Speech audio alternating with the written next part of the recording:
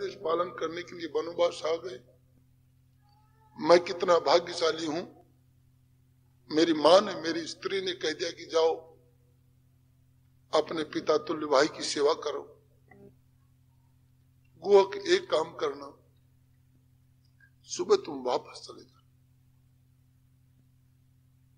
लेकिन महाराज आपको इस प्रकार जंगल में छोड़ करके मुझे जाने की इच्छा नहीं। मैं भील हूं, जंगली जानवरों से मेरा वास्ता पड़ता रहता है, मैं जानता हूं उनके स्वभाव को। जीवन में थोड़ा समय मिला है आप लोगों की सेवा करने का, ये लेने दीजिए मुझे। सुबह भगवान उठे हैं, हरे कृष्ण, प्रयागराज आए हैं भारद्वाज मुनि के आश्रम। भारद्वाज महाराज बहुत प्रसन्न, आज मेरे प्रभु आए हैं। भारद्वाज मुनि कहते हैं कि मेरी तपस्या का फल आज प्राप्त हो गया। राघवेंद्र सरकार हमारे घर आ गए, वहां से आगे बढ़े हैं।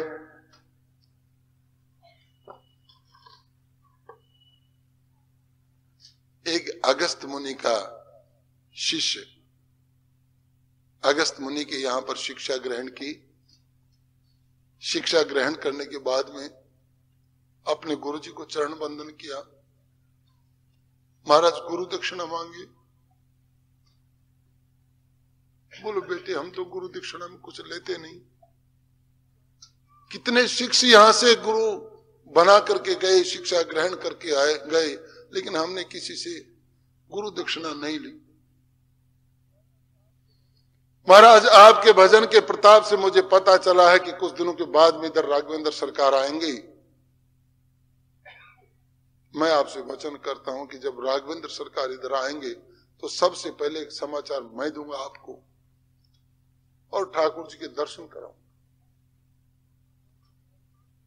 और जब भारद्वाज मुनि के आश्रम से चले, सुतीक्षण के आश्रम से थोड़ी दूर पर हैं, सुतीक्षण ने खड़े होकर के देखा राघवेंद्र सरकार आए हैं। दौड़ करके गया, चरण स्पर्श की, महाराज मेरा जीवन धन्य हो गया, मेरी वाणी सफल हो गई।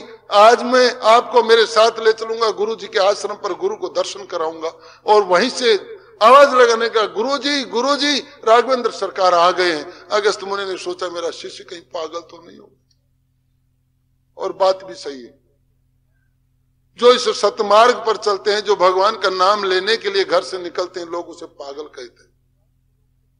सुकरात को लोगों ने पत्थर मारे, रामकृष्ण देव के पीछे लोग पत्थर लेकर के फेंकते थे। ये अगम रास्ता है, ये दीवानों का रास्ता है, ये सर काटने के बाद में मिलता है। जब तक आदमी अपने सर पर इस मस्तिष्क को समझता है, तब तक भगवान को प्राप्त नहीं कर सकता। तृणोदपि सुने चैने तरोरपि सुनाम अमानिना मान देने कीर्तनियो सदा हरि। अनापेक्ष सुचिर दक्ष उदासीनो गतव्यता सर्वारंभ परित्यागी स भक्त में प्रिय।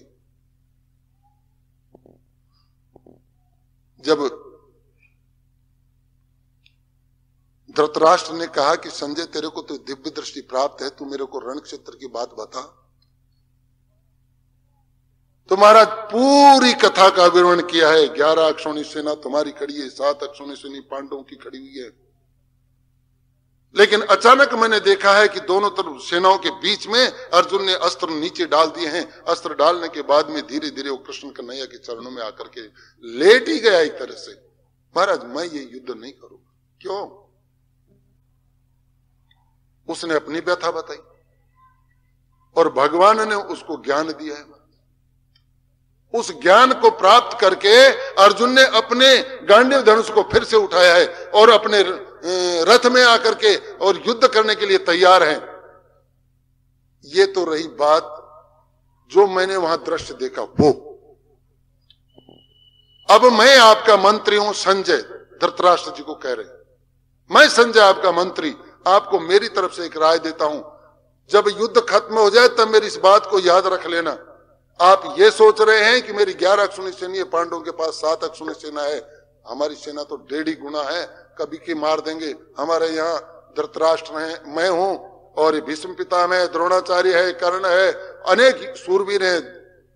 लेकिन मेरी एक लास्ट का श्लोक है गीता का, संपूर्ण गीता होने के बाद में संजय ने अपने विचार धृतराष्ट्र को बताए। यत्र योगेश्वर कृष्ण यत्र पार्थ धनुर्धर। जहां पर भगवान श्री कृष्ण है और जहां पर ये पार्थ अर्जुन है, तत्र श्री, वहीं पर लक्ष्मी है, और विजयो, और वहीं पर विजय। तो जिस भूमि पर ये श्रीमद् भागवत और अर्जुन रूपी ये श्रोता, कृष्ण ने गीता गाई और अर्जुन ने सुनी, सुखदेव जी ने श्रीमद् भागवत कही और परीक्षित जी ने सुनी, मैत्रेय ऋषि ने कही और विदुर जी ने सुनी, सनकादिक ने कथा कही और नारद जी ने सुनी। आज हम ये कथा कह रहे, आप लोग सुन रहे हैं। ये कोई मनोविनोद की कथा नहीं, ये श्रीमद् भागवत है, जिसकी जहां भी कहीं इसका गान होगा वहीं पर श्री लक्ष्मी आएगी और वहीं पर विजय आएगी। अगर मेरी राय आप मानते हो तो इस युद्ध को अभी भी रोक दो, लेकिन विनाश काले विपरीत बुद्धि,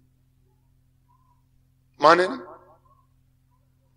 आज सुतीक्षण दौड़ा है, गुरुजी मैं राघवेंद्र सरकार को मेरे साथ लेकर के आया हूं, और राघवेंद्र सरकार अगर हमारी भूमि पर एक बार चरण रख दें तो फिर इस भूमि पर कोई कमी नहीं। अगस्त जी अपने आश्रम से बाहर निकल के आए हैं, एकदम सुतीक्षण को देखा, पसीने में लथपथ, खुशी से पागल, पीछे पीछे जल्दी जल्दी राघवेंद्र सरकार चले आ रहे हैं, क्योंकि भक्त के भाव देख लिए उन्होंने, गुरु के नजदीक ले जाना चाहता था। और देखिए अगस्त ऋषि झुकते हैं, उससे पहले रामचंद्र जी झुक गए। कितनी दीनहीनता है, रामायण पढ़ो तो इतनी दीनहीनता अपने अंदर ले आओ। चाहे 100 वर्ष का पुराना दुश्मन है, अगर मिल गया तो गले से मिला लो, भूल जाए, सारा पर्दा खत्म।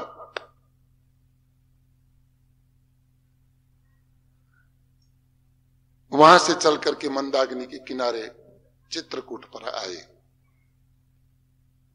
और चित्रकूट पर आकर के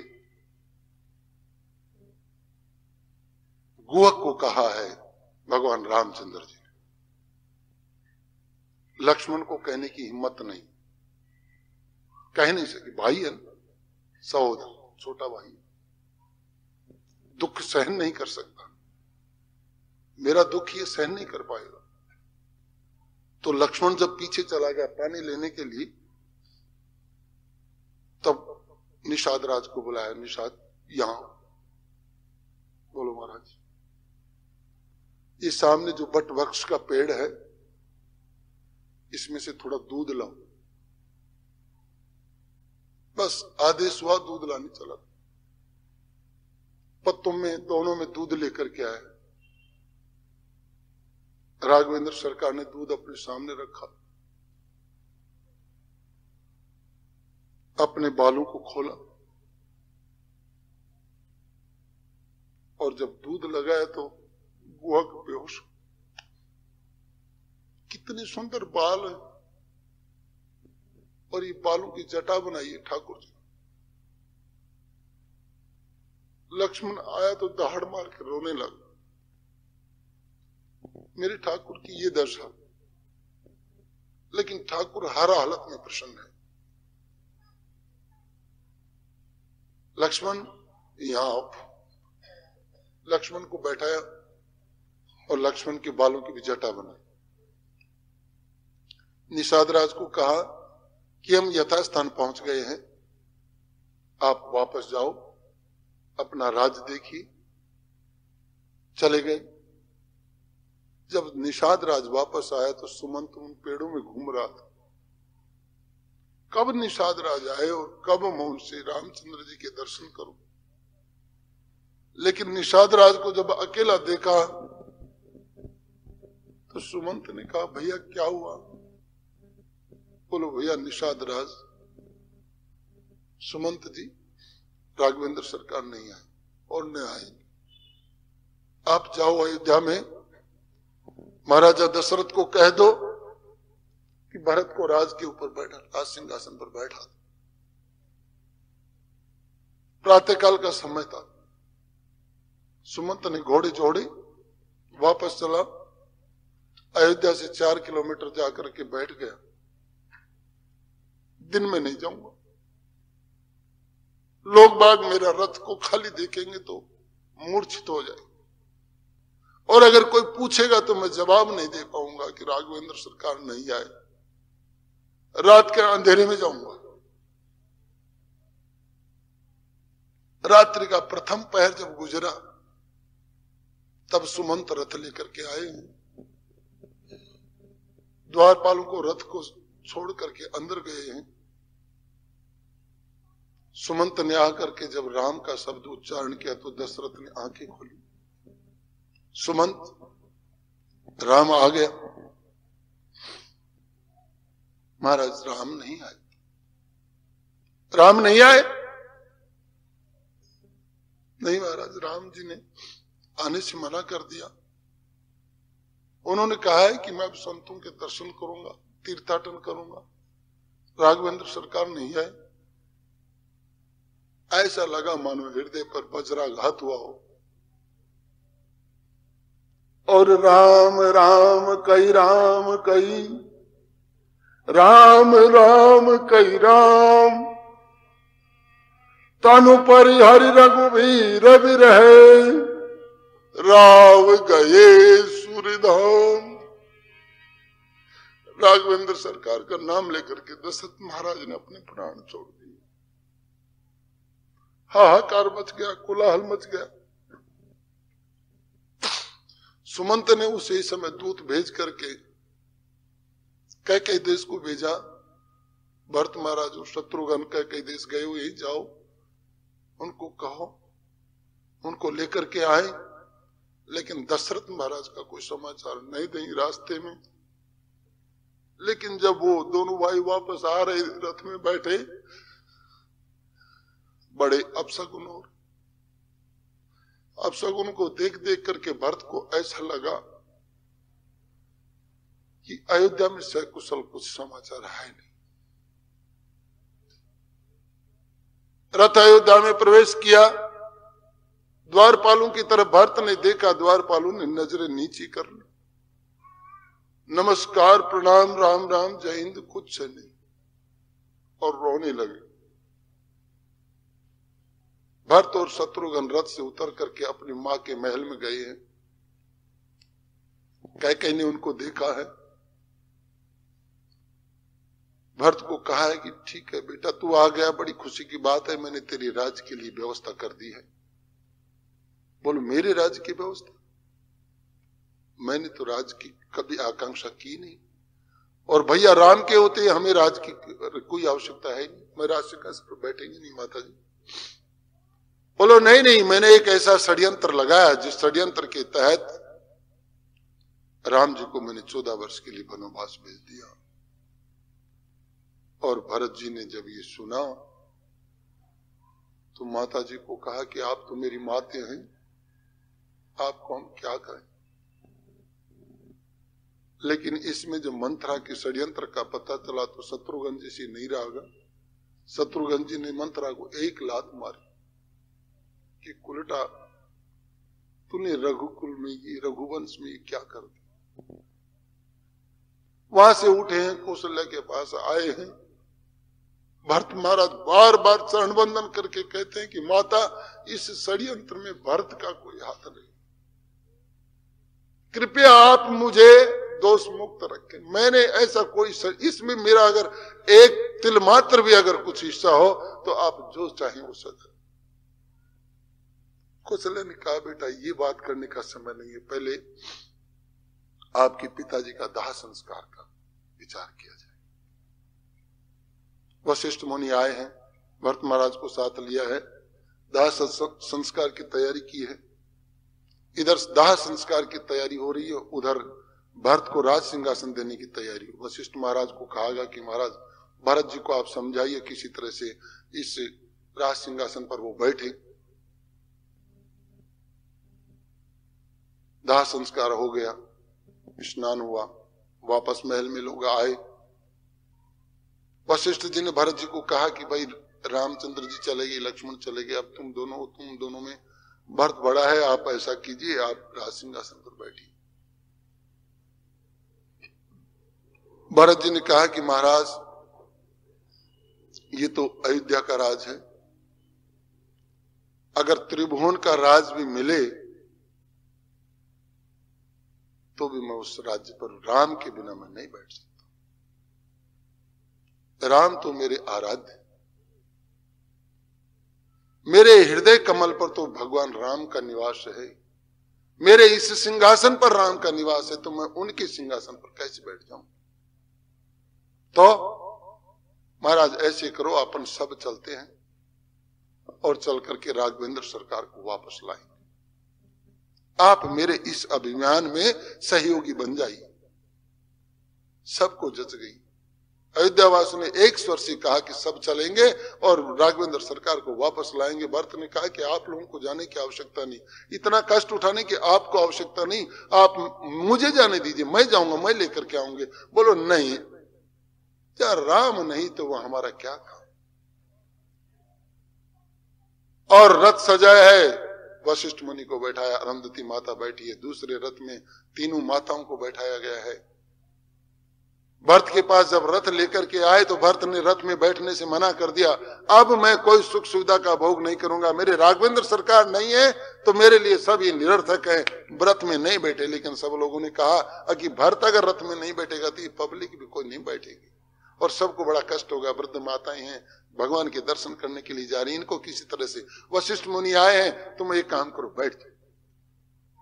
बड़ी मुश्किल से भरत को रथ में बैठाया है, चल पड़े। हजारों हजारों लाखों लोगों का काफिला, रथ, घोड़े, हाथी चले। गोखराज, निषाद राज जो भगवान को छोड़ के आए हैं चित्रकूटी पर, उसने देखा कि ये इतना बड़ा काफिला कहां जा रहा है, ये तो सेना है, चतुरंगी सेना लगती है। और उनके जेहन में ये सवाल आया कि कहीं ये भरत रामचंद्र जी को वनवास में मार करके कहीं एक छत्र राज तो नहीं करना चाहता।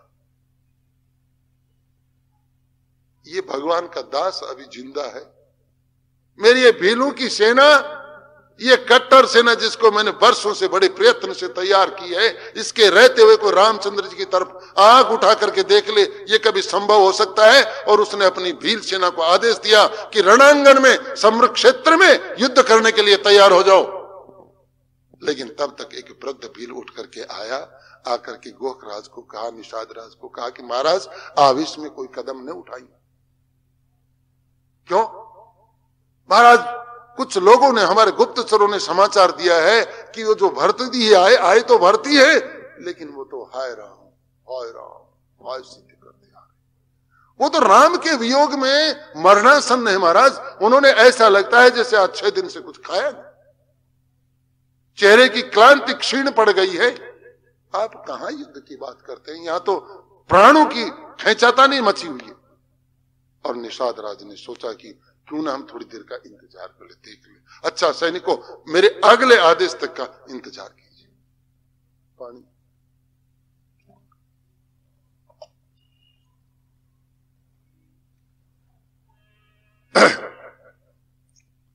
भरत महाराज धीरे धीरे धीरे आए। किसी ने बताया कि महाराज यहाँ एक निषाद राज रहते हैं और भगवान राघवेंद्र सरकार एक रात यहाँ रुके थे। और भरत महाराज दौड़ करके आए निषाद राज की कुटिया में। निषाद, मेरे प्रभु राम एक रात यहां रुके थे? बोलो हाँ महाराज। आप मेरे साथ चलो, भगवान को कहां तक छोड़ के आए? बोलो महाराज मैं चित्रकूट तक छोड़ के आया हूं। आज आप यहां विश्राम कीजिए, कल मैं आपके साथ चलूंगा, जहां भगवान है वहां मैं आपको लेकर के चलूंगा। पूरी सेना का पड़ाव हो गया। भील बालकों ने बड़ी सेवा की, पूरे अयोध्यावासियों की बड़ी सेवा की, नाना प्रकार के फल लेकर के आए, सब अयोध्यावासियों को खाना खिलाया, विश्राम कराया। सायंकाल धीरे से उठे हैं भरत महाराज, निषाद राज के पास आए। निषाद, बोले हाँ महाराज। अच्छा ये बताओ कि रात को मेरे प्रभु ने कहां विश्राम किया था? वो जगह दिखाओ जहां मेरे प्रभु ने रात को विश्राम किया हो। निषाद राज ने भरत जी का हाथ पकड़ा, ले गया उस पेड़ के नीचे जहां पर घास अभी तक बिछी हुई थी। महाराज प्रभु को मैंने बहुत कहा कि आप मकान में चलिए, आपके लिए बिस्तरे लगवा दूंगा, सारे इंतजाम कर, लेकिन महाराज उन्होंने मना कर दिया। मेरे को वनोवास मिला है, मैं वन में रहने का सुख प्राप्त करूंगा, घर तो मैं छोड़ के आया। महाराज माता जी और राघवेंद्र सरकार इस बिस्तरे पर रात गुजार के गए। भरत ने कोटि कोटि प्रणाम किया उस भूमि को, तू धन्य है भूमि, कहां रंग महल से निकल के मेरे ठाकुर आए और तेरे यहां पर विश्राम किया। प्रातः काल उठे हैं, भरत ऋषि के आश्रम में जाने के लिए सुमंत ने कहा कि महाराज यहां बगल में भारद्वाज ऋषि का आश्रम है, वहां चलें। भरत महाराज ने कहा मैं किस मुंह से जाऊं, मेरी माता जी ने मेरा मुंह कलंकित कर दिया, मेरा मुंह काला कर दिया, मैं ऋषियों के सामने कैसे जाऊं, मेरी पूरी शक्ति नष्ट कर दी। लेकिन सबके मनाने से भारद्वाज ऋषि के आश्रम पर आए। भारद्वाज ऋषि आश्रम पर जैसे ही आए, दरवाजे के ऊपर भारद्वाज ऋषि आए हैं, उनके शिष्य आए हैं, शरण बंधन प्रणाम। भारद्वाज कहते हैं कि मैंने जीवन में जो तपस्या की उसका फल तो मुझे कल मिल गया, राघवेंद्र सरकार के दर्शन हो गए, लेकिन अब ये भरत जी के दर्शन मेरे कौन से पुण्य का उदय है? मेरे एक सारे पुण्य का फल तो मुझे ठाकुर के दर्शन हो गए, फिर भरत जी के दर्शन, इसका तो मैंने पुण्य शायद किया है। पूरी सेना वहां रुकी है। ऋषि जी ने अपनी सिद्धि के द्वारा पूरी सेना का स्वागत किया है। वहां से चल करके आए हैं जहां हमारे राघवेंद्र सरकार ने विश्राम पड़ाव डाल रखा है। दूर से भरत राम राम की ध्वनि करते हुए चल रहे हैं।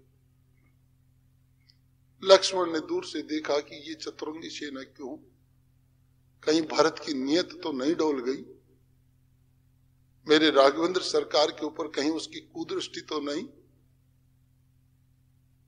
मेरी माता सुमित्रा ने कहा था कि बेटे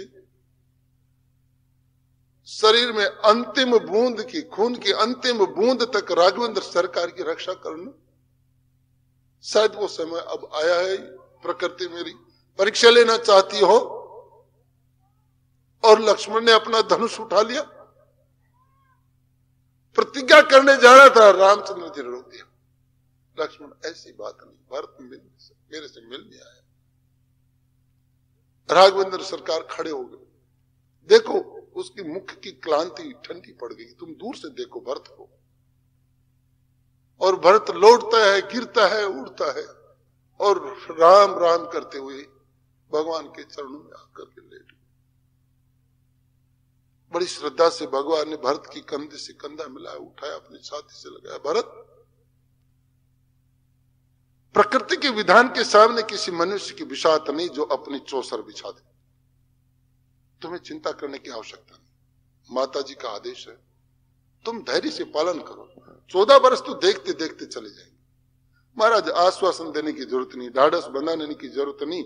हम आए हैं आपको लेने के लिए, आपको हमारे साथ चलना पड़ेगा। आपके योग में पिताजी ने प्राण छोड़ दी, और पिताजी की प्राण छोड़ने की जब बात आई तो राघवेंद्र सरकार के आंसू, नरवत लीला है, रोने लग गई। सब कुछ जानते हैं लेकिन रो। लक्ष्मण जी रोने, सीता जी बड़ी रोई।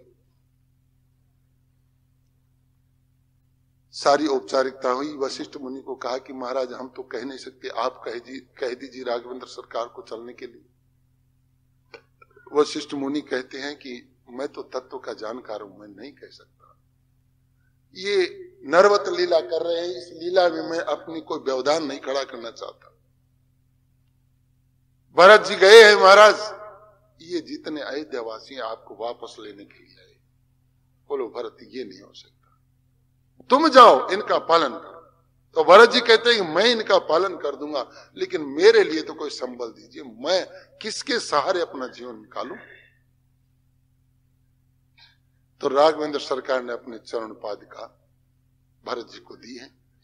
लो भरत, ये चरण पादुका ले जाओ और ले जा करके इनको देख लेना कि मैं हूं, ये राम है, बस लेकिन शासन इस प्रकार का चलाना कि कहीं रघुकुल के ऊपर कोई आंच न आ जाए।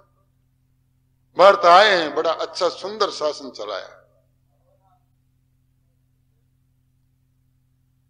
और इधर भगवान रामचंद्र जी ने चित्रकूट भी छोड़ दिया। चित्रकूट से चल करके आए हैं पंचवटी।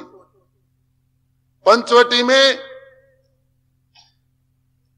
जो ही आए, थोड़े दिन बाद में रावण के गुप्तचर, रावण की बहन बताते हैं शूर्पणखा, वो आई है, लक्ष्मण जी को कहती है मेरे से शादी कर लो, फिर रामचंद्र जी को कहती है मेरे शादी कर लो, और इस तरह से करते करते भगवान रामचंद्र जी ने शूर्पणखा की नाक काटी, तुम जाओ। वो गई है, रावण को कहा है कि ऐसे जंगल में दो राजकुमार आए, उन्होंने देखो मेरी नाक काट ली, तुम उनसे बदला लो। रावण चला, वहां से मारीच को साथ लिया है, वो सोने का मृग बना है, और वो जो नरवत लीला चल रही है, सीता जी ने कहा कि सोने का मृग मुझे चाहिए, आप लाइए। भगवान रामचंद्र जी उनके पीछे गए हैं, बाण छोड़ा है, सोने के मृग ने आवाज लगाई है, हाय लक्ष्मण, हाय लक्ष्मण, और सीता जी ने कहा कि जाओ तुम्हारे भैया संकट में हैं। लक्ष्मण जी चले गए, पीछे से रावण आए हैं। रावण ने आकर के माता जी को भिक्षा के लिए आश्वासन दिया है। देखो, आप लोगों को कई बार संदेह हो जाता है ना कि ये बाबा जी की ड्रेस तो सबकी एक ही है, लेकिन विचार तो सबके अलग अलग हैं। अब देखो, जो दुष्ट लोग हैं वो भी इसी चोले का आश्रय ग्रहण करते। कई जगह सुनते हैं कि डाकू ने 8 आदमी मारे और फिर वो डाकू बाबा जी बन गए। अब वो भी हमारी जमात में आ गए, वो भी बाबा जी है। अब देखो, रावण सीता माता को हरने गया तो वो भी बाबा जी बन करके गए। ये दूसरा कोई चोला इनको मिलता ही नहीं, बाबा जी का चोला मिलता है।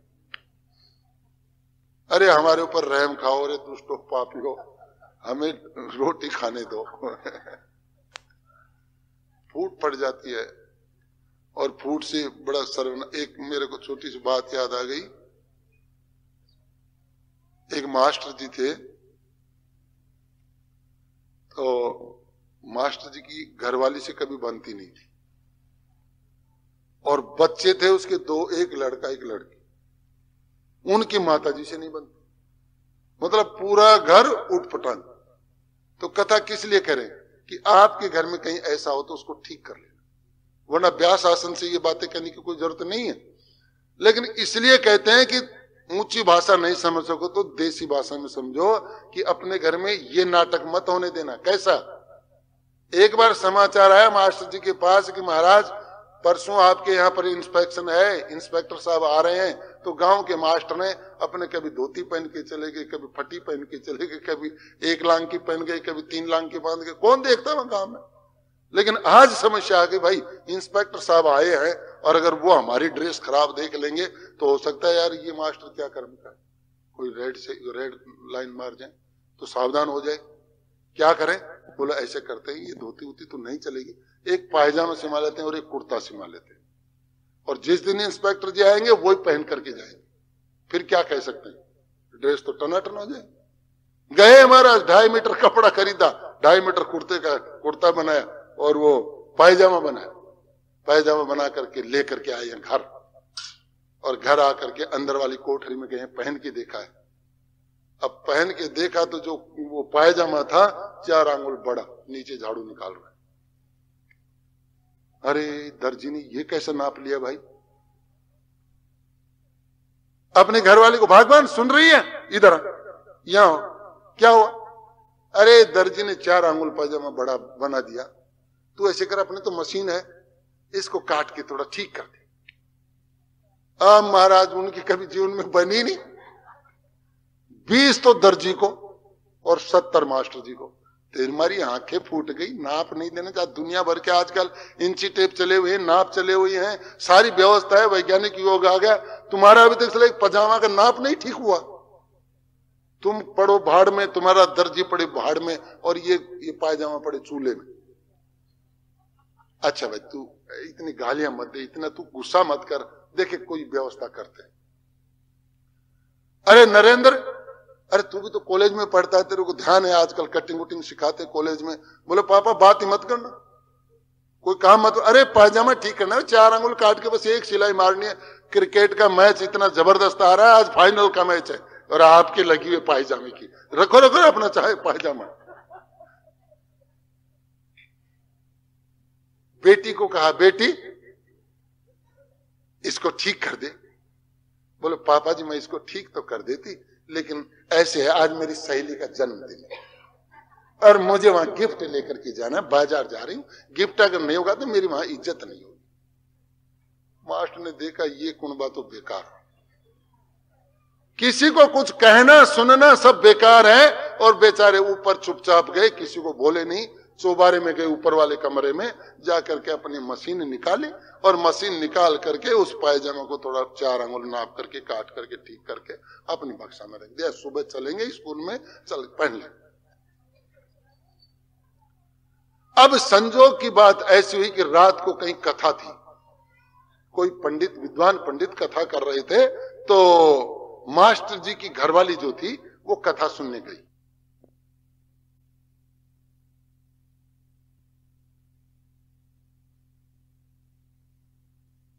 एक लफ्ज निकला कि जो स्त्री अपने पति की बात नहीं मानती, पति की सेवा नहीं करती, सीधा नरक में जाती है। और मास्टर जी ने सोचा कि आज ही नरक का द्वार खोला है हमने, आज ही तो पतिदेव ने कहा पायजामा ठीक करने के लिए और वो ठीक नहीं किया, तो अब आगे की कथा क्या सुननी है? कथा का तो सारे सुन लिया हमने। उस नरक का द्वार बंद करेंगे हम। और वहां से वापस आई, कुछ नहीं सुना, वापस आई, पतिदेव सो रहे हैं, पतिदेव को कष्ट नहीं देंगे, बस आज से हमने गांठ बांध ली, पति को कष्ट नहीं देंगे, हम खुद ही करेंगे सारा काम। और ऊपर गई, ढूंढने लगी पायजामा कहाँ है, ढूंढते ढूंढते वो बक्सा में पायजामा मिल गया, उसको निकाला है, 4 अंगुल पोस्टमार्टम कर दिया उसका,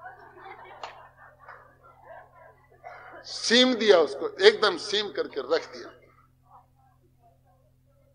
सुबह नरेंद्र उठा है, कोई क्रिकेट का मैच नहीं, कहां जाएं क्या करें? अरे पिताजी ने कल एक सेवा बताई थी, चलो पिताजी की सेवा कर देते।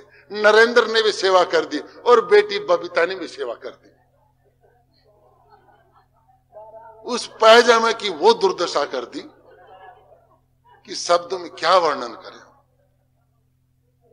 अब प्रातःकाल 10:30 बजे का टाइम है, इंस्पेक्टर साहब पता नहीं कब आ जाएं, और इंस्पेक्टरों का कोई ठीक भी नहीं, आज आए या नहीं आए, कल ही आ जाए, तो इस ड्रेस को गंदी क्यों करें, इसको अपने कांख में ले चलते, स्कूल में रख देंगे, अगर इंस्पेक्टर आया तो पहन लेंगे और नहीं आया तो अपनी वापस लेंगे, जिस दिन वो आएंगे उसी दिन पहनेंगे।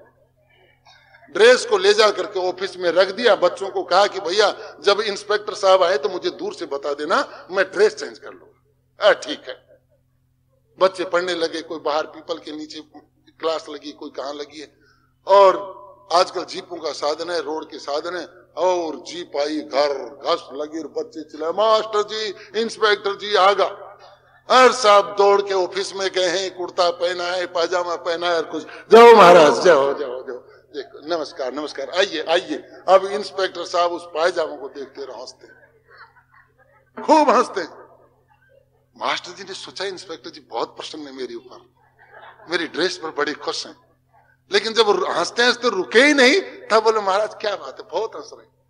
अरे बोले भैया क्या बताएं आप, हमने पायजामा सुना, पैंट सुनी, हाफ पैंट सुनी, गोगो सुनी, चुस्त सुनी, सबको सुनी, लेकिन ये जो आपकी विचित्र कटिंग है ये हमारे साथ। नीचे झुक के देखा तो पायजामा गोडों के ऊपर मुंह फाड़े खड़ा है।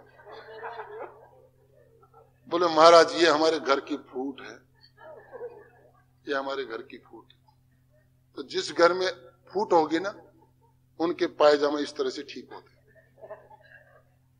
ध्यान रखना, अपने घर में अगर कहीं फूट हो, फूटे उनके भाग, फूट पड़ी जिनके भवन। जिनके घरों में फूट पड़ गई उनके समझ लो भाग फूट गए।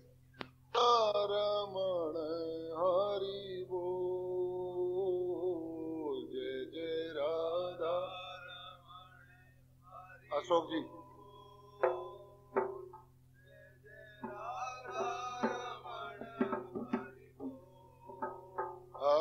जय जय राधा रमण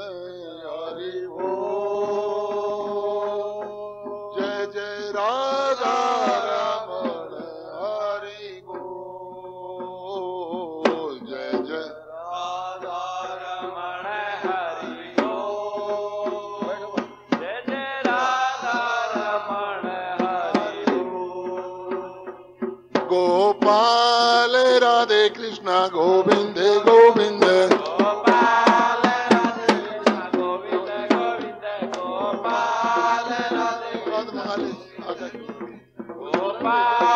राधे कृष्ण गोविंद गोविंद गोपाल गोविंद गोविंद कृष्ण गोविंद गोविंद कृष्ण गोविंद गोविंद कृष्ण गोविंद गोविंद गोपाल राधे कृष्ण गोविंद गोविंद गोपाल राधे कृष्ण गोविंद गोविंद गोपाल राधे कृष्ण गोविंद गोविंद गोविंद गोविंद कृष्ण गोविंद गोविंद कृष्ण गोविंद गोविंद कृष्ण गोविंद गोविंद गोपाल राधे कृष्णा गोविंद गोविंद गोपाल राधे कृष्ण गोविंद गोविंद कृष्ण गोविंद गोविंद कृष्ण गोविंद गोविंद कृष्ण गोविंद गोविंद कृष्ण गोविंद गोविंद गोपाल राधे कृष्ण गोविंद गोविंद गोपाल राधे कृष्णा गोविंद गोविंद कृष्ण गोविंद गोविंद कृष्ण गोविंद गोविंद कृष्ण गोविंद गोविंद कृष्ण गोविंद गोविंद गोपाल राधे कृष्ण गोविंद गोविंद गोपाल राधे कृष्ण गोविंद गोविंद कृष्ण गोविंद गोविंद कृष्ण गोविंद गोविंद कृष्ण गोविंद गोविंद कृष्ण गोविंद गोविंद गोपाल राधे कृष्ण गोविंद गोविंद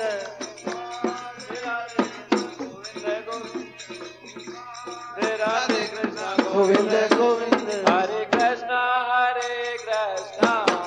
कृष्ण कृष्ण हरे हरे हरे राम राम राम हरे हरे हरे राम राम राम हरे हरे हरे राम राम राम हरे हरे हरे कृष्ण कृष्ण कृष्ण हरे हरे हरे राम राम राम हरे हरे हरे राम राम राम हरे हरे हरे कृष्णा हरे कृष्णा कृष्णा कृष्णा हरे हरे हरे कृष्णा कृष्णा कृष्णा हरे हरे हरे कृष्णा जय श्री राधे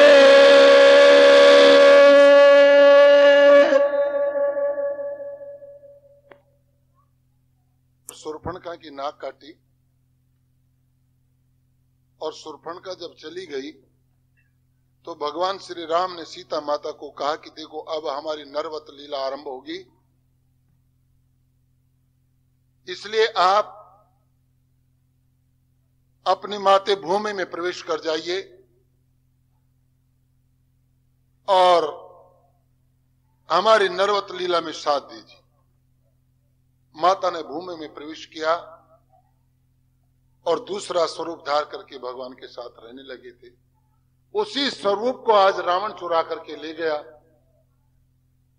जब रावण सीता जी को चुरा करके लेके जा रहा है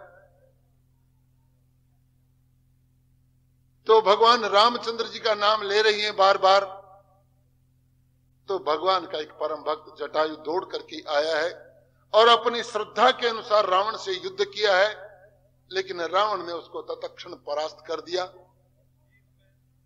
और जटायु घायल अवस्था में गिरा हुआ है और पीछे से रामचंद्र जी हाय सीते लक्ष्मण को ढूंढते, लक्ष्मण कहां सीते ढूंढते ढूंढते आए हैं तो रास्ते में जटायु मरणासन्न हालत में पड़ा हुआ है। भगवान तो दयालु हैं, दीन बंधु, इसलिए उनका नाम है। और आकर के जटायु को उठाया है, जटायु की गर्दन अपने हाथ में रखी है। जटायु, तूने मेरे लिए अपने प्राणों का अंत करने की ठान ली, लेकिन चिंता मत करो, मैं आ गया। बोलो, तुम्हें नव जीवन का संचार कर दूं? पक्षी है लेकिन बड़ा तेजस्वी है, बड़ी बुद्धि है। अरे प्रभु, जन्म जन्म मुनि जतन कराई, अंत राम मुख आए आवत नहीं। अरे राम का नाम नहीं आता प्रभु, आप तो मेरे सामने सन्मुख बैठे हो, अब मैं जीने की अभिलाषा क्यों जी कर करूं भी क्या महाराज? अब तो आपकी चक्षु दृष्टि के सामने इन प्राणों का अंत हो जाए, बस इससे बड़ी और कोई अभिलाषा नहीं, मुझे नया जीवन संसार नहीं चाहिए। और राम को देखते देखते उस घनश्याम की छवि को निहारते निहारते जटायु ने अपने प्राण छोड़। वो पक्षी भी धन्य है, वो पशु भी धन्य है जो अंत समय में भगवान का स्मरण करता हुआ या उनके दर्शन करता हुआ। ये मनुष्य दुर्लभ मिला। अभ्यास योग युक्त न चेत सनान्यगामन, अभ्यास कीजिए आप, निश्चित आपकी चित्त वृत्ति शुद्ध हो जाएंगी और अंत समय में प्रभु का स्मरण बना रहेगा और आपकी मृत्यु महोत्सव के रूप में चेंज हो जाएगी। अब प्रभु सीता जी को ढूंढते हैं। ये ढूंढने का तो बहाना है, सीता जी के भगवान से क्या छुपा हुआ है? वो तो जैसे कहते हैं ना, मुद मंगलमय संत समाजू, जो जग जंगम तीर्थ राजू। ये चलता फिरता प्रयागराज, ये संत लोग जो तुम्हारे द्वार पर आते हैं, ये चलता फिरता प्रयागराज है। आप गंगा स्नान करें या नहीं करें, लेकिन आपके घर में अगर एक संत ने आकर के प्रसाद पा लिया, अगर एक संत ने आकर के अपनी चरण धूलि डाल दी, मानो गंगा का तट आपके घर के किनारे लग गया। ऐसे ही प्रभु सीता जी को खोजने के बहाने अपने भक्तों से मिलने के लिए जाते हैं और इसी कड़ी में आए हैं। आज पंपा सरोवर के आसपास बहुत बड़ा विशाल ऋषियों का क्षेत्र है, वहां पर ऋषि मुनि भगवान का भजन करते हैं और आशा लगाए हुए बैठे हैं। उनके गुरुओं ने बताया है कि एक दिन ऐसा आएगा कि स्वयं राघवेंद्र सरकार इस वन में आएंगे और सबका कल्याण करेंगे। ऐसी बात मतंग ऋषि ने सबरी जी को बताई थी। सबरी जी से पंपा सरोवर में के आसपास ही रहती। ये सबरी जो थी पूर्व जन्म में राजा की लड़की थी। उसके बाद में प्रभु से मिलने के लिए इतनी तड़प हुई कि नदी में छलांग लगाकर अपना प्राणांत कर दिया। फिर लड़की बनी, शादी की तैयारी हो रही है तो बाहर देखा अनेक बकरियां, भैंसें, मुर्गी ये सब बंधी हुई है। तो बालिका बाहर आई है, ये मुर्गियां ये सब क्यों बंधी हुई हैं? भैंस पाड़े ये सब क्यों बांध रखे हैं? बोले तेरी शादी है ना, इसलिए इन सब की बलि दी जाएगी और बरातियों को खिलाया जाएगा। अरे मेरे एक शादी के लिए इतने जीव हत्या होगी, इससे तो बेहतर कि मैं शादी नहीं करूं और रात को वहां से पलायन कर दूं। देखो कितने जीवों के प्रति दया है, ममता है। श्रीमद् भागवत सुनते हैं, रामचरित्र पढ़ते हैं, तो आप भी अपने जीवों पर कृपा करने की सोचें। किसी को अनर्गल किसी को परेशान नहीं करें, किसी की निंदा स्तुति करके किसी का जीवन बर्बाद नहीं करें। अगर किसी का उपकार नहीं कर सको तो अपकार भी मत करो, पल्ले बांध लो इस बात को। यही लड़की दौड़ करके आई है पंपा सरोवर के आसपास, लोगों से पूछती है कि मैं गुरु बनाऊंगी, कोई ऐसा दयालु गुरु बताओ, ऐसा कोई निर्लेप गुरु बताओ जो मेरे को सही रास्ता बताए। अरे तेरे को हम क्या बताएं, तू ऐसे कुल से है कि तेरे को तो कोई मंत्र दे करके विराजी नहीं। एक ऋषि है दयालु, उसकी शरण में चले जाओ, वो तुम्हारी बात सुन लेगा। कौन है वो? मतंग ऋषि। सबरी आई है, दौड़ करके मतंग ऋषि के चरणों में गिरी। महाराज मैं छोटी जाति से ताल्लुक रखती हूं, मुझे कोई मंत्र नहीं देगा, आप मुझे मंत्र दे दीजिए ना। मतंग ऋषि ने सोचा अगर इसको मंत्र दे देते हैं तो सारे ऋषि लोग प्रतिरोध कर सकते हैं कि आपने नीचे कुल की स्त्री को कैसे मंत्र दे दिया, लेकिन साधु की शरण में आई है, इसको मंत्र भी देना जरूरी है। तो मतंग ऋषि ने इतनी बढ़िया तरकीब निकाली, इतनी बढ़िया बुद्धि से उसको मंत्र दिया, सबरी का जीवन उद्धार हो गया। सबरी इधर आ, तेरे को मंत्र तो नहीं देता, मैं तो तेरे को एक प्रभु की छोटी सी वस्तु देता हूं, उसको तू सही दिल से ग्रहण कर लेना। एक मजीरे के जोड़ी लाए प्रभु मतंग ऋषि, मजीरे की छोटी, और सबरी को दिया कि लो ये मजीरे की जोड़ी ले और बैठ जाए पेड़ के नीचे और बस मजीरा मजीरा करती रहे, यही तेरा गुरु मंत्र है। सबरी को पूर्ण विश्वास, मजीरा मजीरा करने लगी। लोगों को समाचार लग गया, छोटे कुल की स्त्री को मतंग ऋषि ने मंत्र दे दिया। महाराज बड़े बड़े विद्वानों के पास गए लोग, महाराज मतंग ऋषि ने अन्याय कर दिया, एकदम धर्म का लाश कर दिया। कैसे? बोले एक नीच कुल की स्त्री को और उन्होंने मंत्र दे दिया। दौड़ करके आए, मतंग ऋषि को पूछा, महाराज ये आपने क्या किया, आपने इसको मंत्र कैसे दे दिया? बोलो मैंने मंत्र नहीं दिया, तो मैंने एक मजीरे की जोड़ी दी है और उसको कहा कि तुम मजीरा मजीरा बोलना, लेकिन उसका भाग्य है वही राम जी हो गए। मजीरा का उल्टा राम जी, जब उसने बार बार मजीरा मजीरा बोलते राम जी हो गया। अब मैं क्या करूं, मैंने तो मजीरा कहा। तुम्हारी भी अगर चित्तवृत्ति शुद्धि है तो तुम्हारा उल्टा नाम भी इसी तरह से, वो मरा मरा बोलते राम राम हो गया, ये मजीरा बोलते राम जी हो गया। बोलो राघवेंद्र सरकार है कि सारे ऋषि मुनि आए हैं। तब तक ठाकुर ने सबरी के झूठे वीर खा लिए हैं। ऋषि मुनि आए, सबको नमस्कार किया ठाकुर ने। आज हम तुम्हारे यहां पर आए हैं, कोई बात हो तो बताओ। बोलो महाराज इस पंपा सरोवर में कुछ दिन से कीड़े पड़ गई, पानी पीने की बड़ी दुविधा है, आप कोई ऐसी व्यवस्था कीजिए ना इसकी कीड़े मिट जाए। आज सबरी की महिमा बढ़ाने में जुटे ठाकुर। आज मैं सबरी को उच्च पद पर बैठा करके जाऊंगा, जो सबरी का नाम लेगा वो भी धन्य हो जाएगा। भाई क्या घटना क्या हुई थी, ये पंपा सरोवर में कीड़े क्यों पड़े? बोलो महाराज ये जो सबरी थी ना, ये सब ऋषि लोग जब सो जाते थे तो रात को आकर के उन रास्तों में से कांटे छोटे छोटे कंकर हटाती थी, झाड़ू देती थी। ये रात को ऋषि लोग सुबह जब उठ करके चले, किसी को कोई कांटा नहीं लग जाए, किसी को कोई पत्थर नहीं लग जाए, इस प्रकार ये रात को सेवा करती थी। और 4 बजे आके अपनी कुटिया में सो जाती थी, पूरी रात झाड़ू देती, किसी को पता नहीं चल जाएगी ये सेवा मैंने की। और हमारे यहाँ अगर इतनी सी सेवा करेंगे तो पोस्टर लगा देंगे, ये सारा काम हमने किया। और सबरी पूरी रात झाड़ू, लेकिन किसी को पता नहीं चलता। लेकिन एक दिन ऐसी दुर्घटना घटी कि सबरी झाड़ू निकाल रही है पंपा सरोवर के पास, और उधर से एक ऋषि आ गया। अंधेरे में देखा उसने पंपा सरोवर की तरफ कोई महिला जा रही है। ऋषि जी उसके पास आए, अरे तू यहाँ, अरे सबरी तू पंपा सरोवर के पास कैसे आई? तू नीच कुल की, तू इसमें पानी पीती होगी, तू निश्चित इसके अंदर जाती होगी। और उन्होंने एक लात मार। भगवान को अपना अपमान बर्दाश्त हो सकता है, लेकिन भक्त का अपमान बर्दाश्त नहीं होता। उसका प्रतिफल ये हुआ महाराज, उसी दिन से इस पंपा सरोवर में कीड़े पड़ गए। ठाकुर को एकदम गवारा नहीं हुआ कि कोई हमारे ठाकुर हमारे भक्त को लात मारे। कोई टेढ़ी नजर तो नहीं कर सकता। अर्जुन आराम से सोता है, चैन की नींद सोता है, क्योंकि मैं मेरे ठाकुर के चरणों में लेट रहा हूं, मुझे कोई चिंता नहीं। ये चाहे भीष्म पितामह हो, चाहे ये कोई द्रोणाचार्य हो, कर्ण हो, दुशासन हो, दुर्योधन हो, मेरा कोई बाल बांका नहीं सकता। जिसके सहाय रघुवीर उसको कौन चिंता। आप भी अपनी इस नौका की पतवार की ये डांडा जो है ठाकुर के चरणों में अर्पित कर दीजिए। ठाकुर ने कहा कि महात्माओं इसका तो एक सीधा सा उपाय था, अगर तुम लोग कर लेते ना तो इसके कीड़े मर जाते।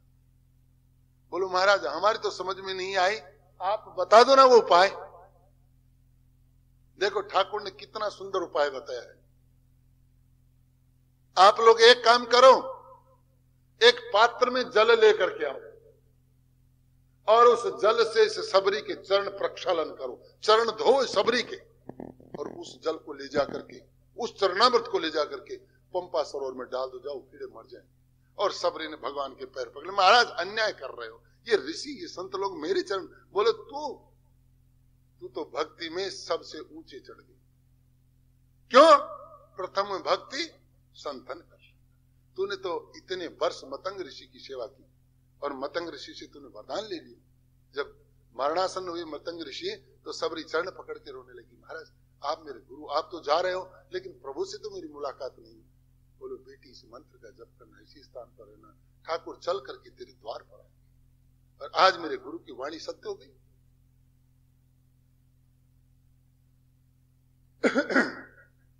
भगवान वहां से आगे बढ़े हैं। ऋषमुख पर्वत पर हनुमान जी से मुलाकात हुई। भक्त को भगवान ने पहचान लिया, भगवान को भक्त ने पहचान लिया। आनंद विनोद से मिले हैं।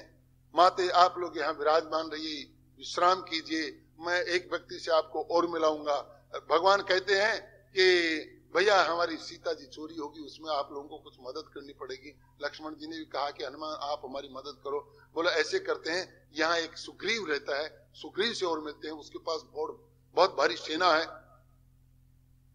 आए हैं सुग्रीव के पास, ये भगवान राम है, अयोध्या से आए, ये लक्ष्मण है, मैं हनुमान हूं महाराज, और सीता जी का हरण हो गया, आप मदद कीजिए। सुग्रीव ने अपना दुख पहले रो दिया, महाराज हम किसकी मदद करें, हम तो खुद ही संकट में हैं, हमारे बड़े भाई ने हमें मारपीट करके हमारी स्त्री छीन ली और राज भी छीन लिया। भगवान ने कहा हम तुम्हारी मदद करेंगे, और भगवान आए हैं सुग्रीव को साथ लेकर के, जाओ बाली को ललकारो, और बाली को ललकारा है। अब भाग्य की ऐसी बात, सुग्रीव और बाली को युद्ध शुरू करवा दिया भगवान ने, लेकिन दोनों की शक्ल एक है। भगवान चक्कर में पड़ गए कि भाई सुग्रीव ये है कि बाली ये है, तब तक बाली ने सुग्रीव का मलेदा बना दिया। सुग्रीव उठ करके आए, महाराज इसी तरह से अगर पिटाना था तो पहले ही कह देते, ये क्या करवाया आपने, ये तो बड़ी मुश्किल से आ गया, मैंने तो मार देता।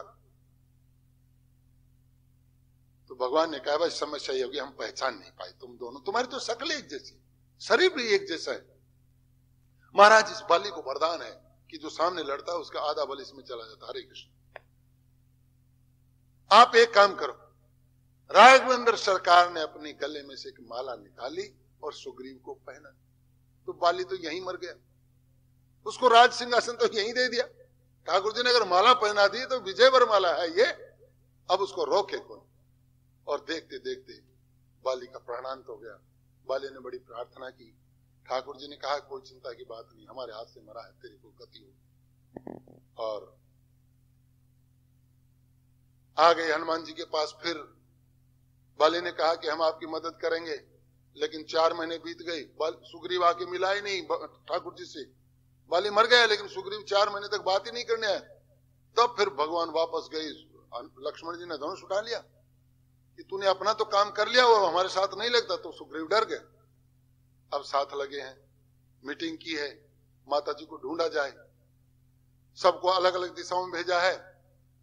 हनुमान जी को दक्षिण दिशा में भेजा है।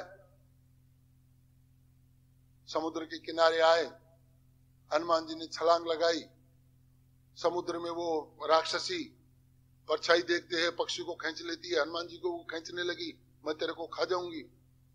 अरे माता छोड़ दे, हम राम जी का काम करने जा रहे हैं। बोलो नहीं छोड़ूंगा नहीं। तो बोलो ठीक है, लो खाओ हमें। तो सुरसा ने मुंह खोला, हनुमान जी थोड़े बड़े हो गए। सुरसा ने और मुंह बढ़ाया, ओ हनुमान जी और थोड़े बड़े हो गए। और जब उसने विशाल का मुंह फैला लिया तो हनुमान जी छोटे से हो गए, मुंह में गए, कान से निकल करके बाहर आ गए। ले माता तेरी आराधना हमने पूरी कर दी, तेरी जो इच्छा थी तेरे मुंह में हम चले गए, तू खा नहीं सकी। तो देखो उसने क्या कहा, धन्य तेरी बुद्धि की। बुद्धि बड़ी की भैंस। मूर्ख लोग कहते हैं बुद्धि कितनी बड़ी, भैंस तो बहुत बड़ी है, 10 किलो दूध देती है, बुद्धि का क्या है। लेकिन बुद्धि के सामने भैंस का कहां गुजारा। आए हैं लंका में, अब संत तो संत को ढूंढे, यहां चारों तरफ राक्षस राक्षस, सीता माता कहां है, इस तरह से विचरण कर रहे हैं।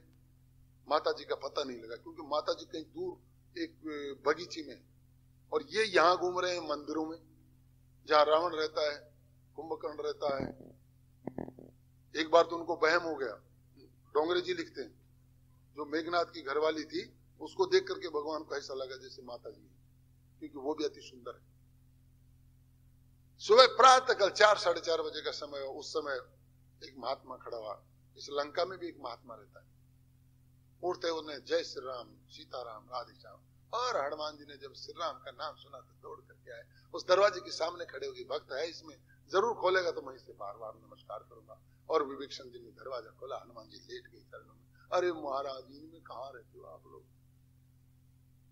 बोलो हमारा संस्कार, भगवान की ऐसी विधि। अरे तुम्हारे घर पे मैंने तुलसी का पेड़ देखा।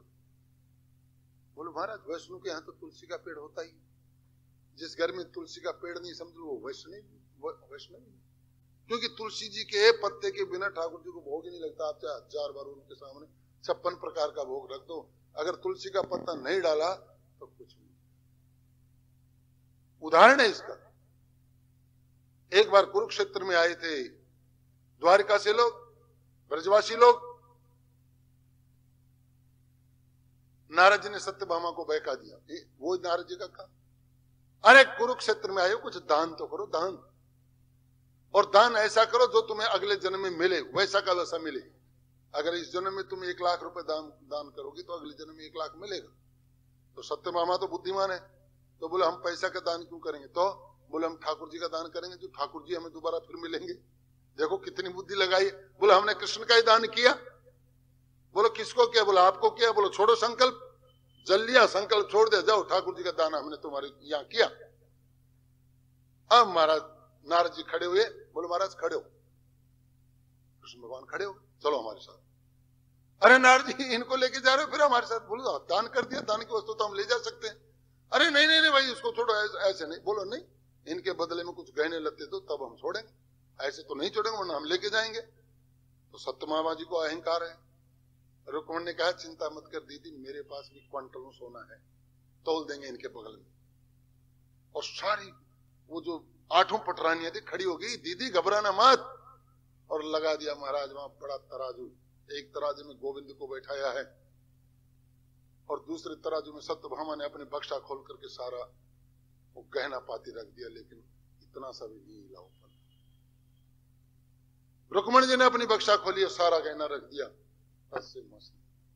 अहंकार से कभी ठाकुर जी नहीं तोड़ते, अहंकार से ठाकुर जी नहीं तोड़ते, वो तो प्रेम से तोड़ते। बाकी जो 6 पटरानियां खड़ी थी, हवा खराब होगी भैया, यहां तो कुछ लेना देना कुछ और, ये मामला ये तो इनसे नहीं तुलना। बोलो बहन तुम कहो तो रखें? बोलो रखने कोई बात नहीं। नारद जी को पकड़ के एक तरफ ले गई, चरण पकड़ लिया। गुरुजी आप ही कोई विधि बताओ, हमारा मामला अटक गया, इतने लोगों के सामने हमारी बेइज्जती हो जाएगी। देखो कितने लोग हैं, हजारों लोग देख रहे हैं, तराजू लगा रखा है, इसमें ठाकुर जी का फुल्ला हिला नहीं। अगर ये नहीं हिला तो हमारी बेइज्जती हो जाएगी, लोग हमारी हंसी मजाक उड़ाएंगे, कोई उपाय बताओ। नारद जी ने कहा पगलियो अहंकार को छोड़ दो।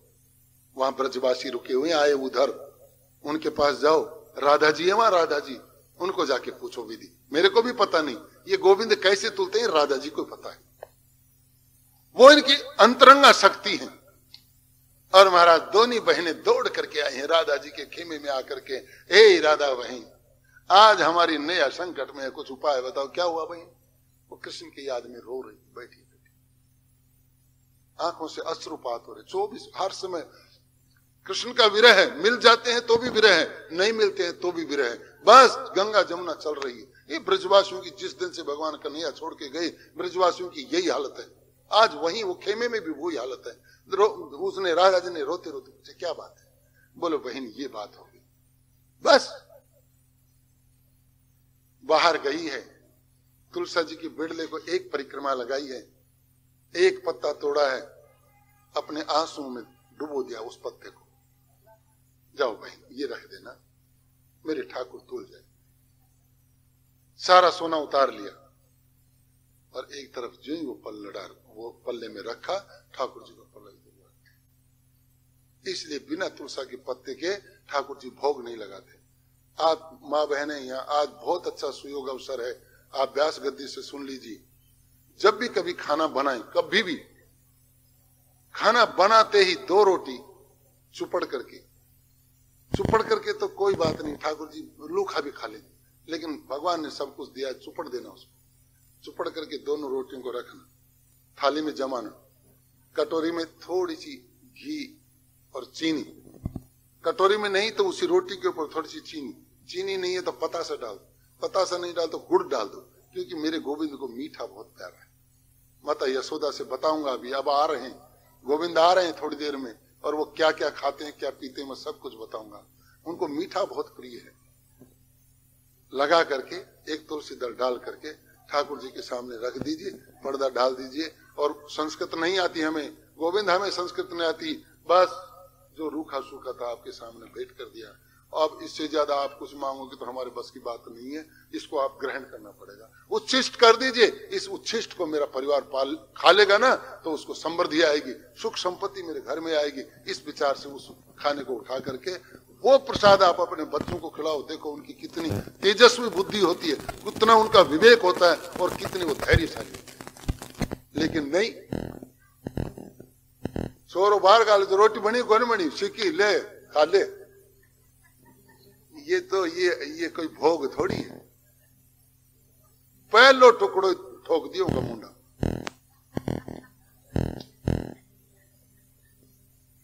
विभीषण से मिलकर के हनुमान जी बड़े प्रसन्न हुए। बोलो कैसे घूम रहे हो? बोलो महाराज सीता माता जी आ गई, यहाँ लंका में रावण उठा लाया। कहाँ है? बोलो भैया देखी तो मैंने भी नहीं, सुनी है मैंने, अशोक वाटिका में रखी, माता जी को अशोक वाटिका में रखी। वहां से उठ करके हनुमान जी आए अशोक वाटिका में, छोटा सा स्वरूप बना करके एक पेड़ में बैठ गए। अब सोच रहे मुद्रिका कब डाले, जो रामचंद्र जी से मुद्रिका लाए हो कब डाले, क्योंकि वहां राक्षसी आ गई और राक्षसी ने आकर के उनको धमकाया बहुत सीता जी को कि तुम रावण से शादी कर लो, ये हो। एकदम खून खोल रहा हनुमान जी का, लेकिन स्त्री जाति है, हाथ नहीं उठाऊंगा। अगर इनकी जगह राक्षस होता तो बता देता हूं। उसके बाद में पूछा भी है सीता जी, जब राम रावण युद्ध हो गया और सारे राक्षस मर गए, तब आया हनुमान जी सीता जी के पास, चरण स्पर्श किया तो कह रहे तेरा तेज बना रहे, तेरी ज्योति बनी रही, तेरे नाम से लोग पवित्र होते रहे, तू परम का वैष्णव है, तेरे दर्शनों से लोगों का कल्याण होता है।